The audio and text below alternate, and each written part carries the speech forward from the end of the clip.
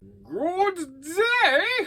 For today's video, we will be discussing the first cartoon appearance of the fireman from Japan, Sunfire! So, alright, let's go!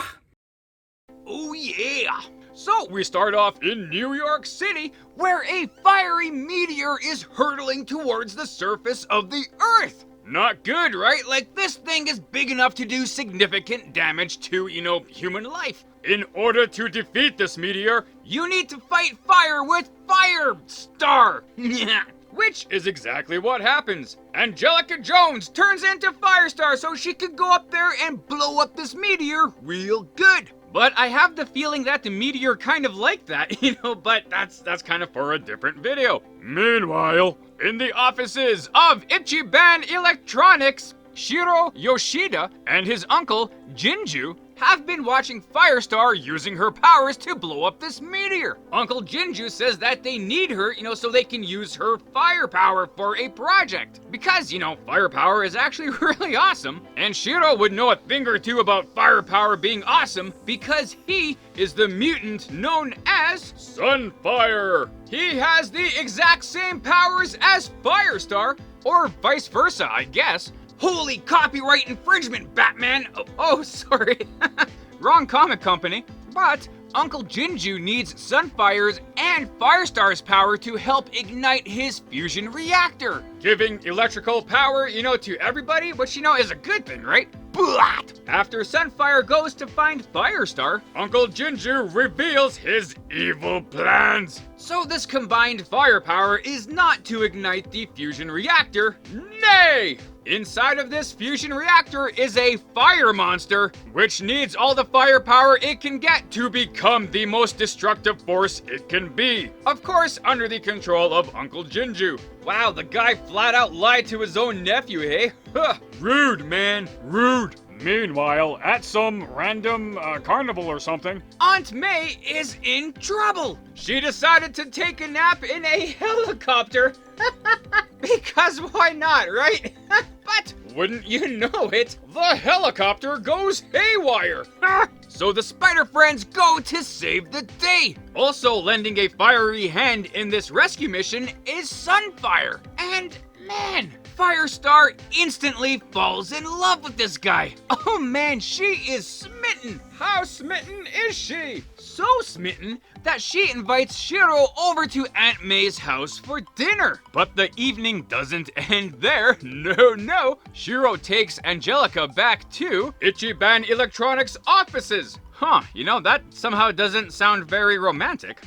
Especially considering that Angelica gets attacked by Robo-Samurais, which sound freaking awesome! Robo-Samurais? Well, hopefully better than the Robo-Samurais from RoboCop 3, Well, they were still cool too, in a way, I guess, but man, that movie? Oh, sorry.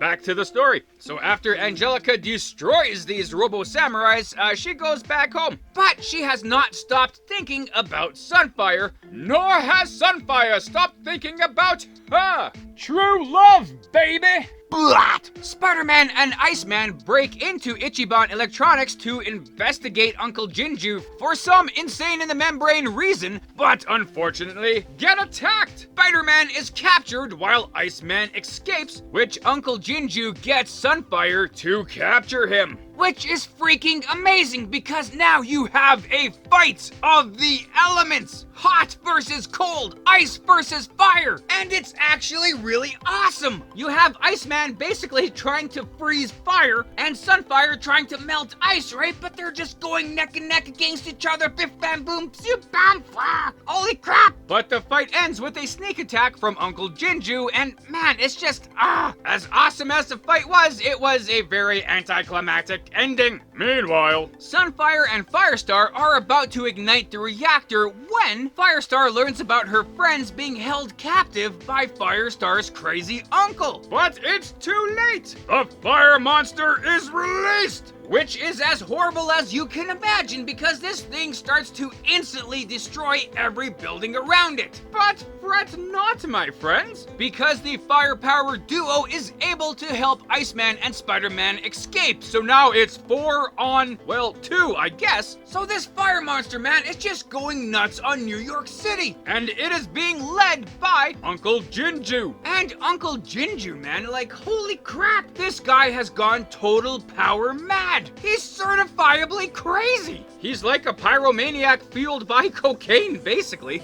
Burn it more. Ah! You know? So the Spider Friends plus Sunfire try to stop this thing made of fire. But how? Spider-Man starts to throw ice cubes at this thing. Which, you know, sounds kind of dumb, but he's trying to get this guy's attention. Bring him towards the trap. The trap itself is at the Hudson River. The plan involves Sunfire and Firestar creating fire vortexes above the Hudson River, which will suck up all of the water in the river so that Iceman can freeze this water, creating 2 giant pillars of ice. What? Like, seriously, what? You've taken all of the water out of the Hudson River? It's a river, man. It's fed by the ocean. Sure, Iceman created some ice dams, but that was after the river was dried up. Holy jeez, cartoon. I was with you with every step of the way of every crazy thing that has happened so far, but this... I can only suspend my disbelief so much. Nonetheless, the fire monster is brought in between these 2 pillars, which Sunfire and Firestar melt them down lickety-split. So now the fire monster is drowning in a river of, well, water, and it completely extinguishes this fiery beast. He is nothing more than steam. Gone. So the day is saved. Hooray! So Sunfire, you know, being the concerned nephew that he is, he takes his crazy uncle back to Japan where he can finally get the medical attention that he needs. Possibly with a straitjacket in a bouncy room, but we shall see. And unfortunately, that means he has to break up with Firestar. Because long-distance relationships don't always work out, sadly. So with the city saved and with the heartburn, that is the end of this series. Fantastic tale. So yes indeed, man, you know, like as per usual with this series, pretty decent cartoon with just a couple of insanities going on, you know, but other than that, totally solid. The whole Hudson River fiasco, man, like, oh my god. I'm still mind-boggled. You know, I thought the river was a little bit deeper than that, and I thought there was a whole lot more water coming through there, but what do I know, hey? If they would have made those damn ice dams earlier, man, the whole thing would have made sense. Well, you know, sense as relative to a 1980s, you know, superhero cartoon. And Aunt May taking a nap in a helicopter. The reason she went to the helicopter was because there are chairs in there, but like, my god! Are there seriously no chairs anywhere else in the entire place? Like, come on! And like, a helicopter, has she never seen a helicopter before? Those things are freaking loud! But, you know, it does make sense, you know, if Aunt May is one of those really heavy sleepers that can sleep through anything. There is some evidence to that too, right? Like, when that helicopter was going haywire and it was going down, Aunt May was sound asleep. So I guess that's why Peter Parker is able to sneak in and out of his room, you know, for crime-fighting reasons, you know, without waking her. So yeah, it's all adds up! So in watching this episode, like, the first thing that came to mind for me was Firestar. So if you didn't know, this series was supposed to feature the Human Torch as the fire hero in the series, but they couldn't get his rights, so they created Firestar. But, you know, like, what if they didn't create Firestar? What if they used Sunfire instead? You know, like, he could be a foreign exchange student or something like that, you know, hanging out with Spider-Man and Iceman. Could have been a pretty cool dynamic. Don't get me wrong, you know, I really do like Firestar, and I think she's actually a pretty awesome character. But, you know, just saying, eh? But all in all, man, it's a great episode, and this series is a stand-in X-Men series, so it is pretty cool to see another mutant being introduced. And speaking of that mutant, we have a whole lot of things behind the scenes and whatnot to talk about him and stuff like that over here.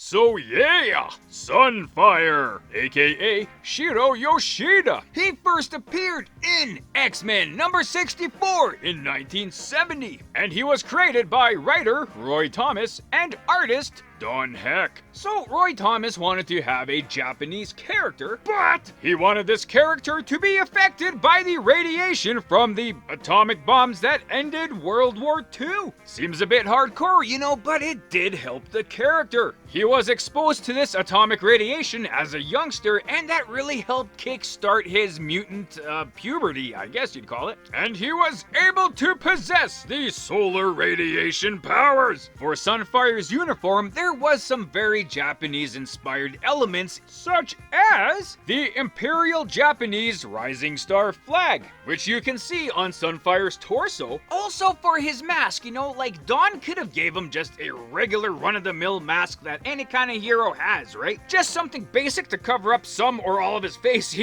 But instead, he decided to look at some Japanese dragons and have that inspire the mask. So yeah, it looks pretty awesome actually, right? Quite unique. And bada bing, bada boom, you have Sunfire. So this featured episode is not really adapted from any comic book, although I've been wrong in saying that once before. But I'm pretty darn sure this time. But this featured episode does have some story elements that were inspired by Sunfire's first appearance, so let's kind of go over that stuff there. So, in the cartoon, you have Uncle Genju, who kind of uses Sunfire for his powers and stuff like that. Being a villainous jerk in reality, getting that fire monster all roasty toasty and all that kind of stuff there. Well, Uncle Genju does not exist in the comics, but Uncle Tomo did. So with the ending of World War II, and especially how it ended, Uncle Tomo was like really angry at the United States, and he wanted to get some kind of revenge against them. So when his young nephew Shiro,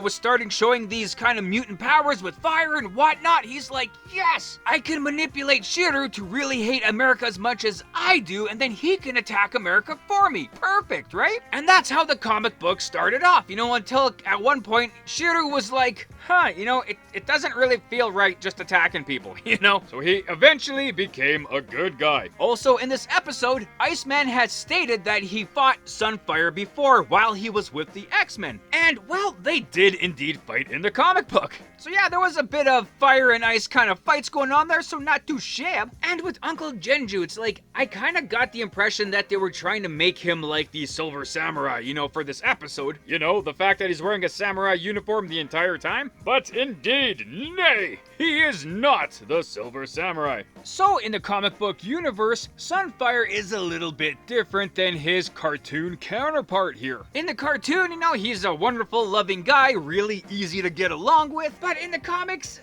not a jerk, but, not the nicest guy either. He's a bit more headstrong, stubborn, hot-headed, fiercely independent. Iceman did kind of allude to that in the cartoon, but they didn't really flesh that out. So when Sunfire rejected his uncle's villainous ways and kind of became a hero, he did fight alongside the X-Men, especially during that legendary story featured in Giant-Sized X-Men #1, where a whole bunch of international mutants came together, to save the original X-Men. A lot of those new mutant characters did stick around and did join the X-Men. Charles Xavier did offer an invitation to Sunfire to join the X-Men, but Sunfire said no. He could fight villainy in America, or, he could fight villainy back home in Japan, which is what he decided to do. But even though he did decline the X-Men invitation, he is still considered an X-Men, or at least an honorary X-Men. But, man, like, at the point of this cartoon, like, Sunfire was,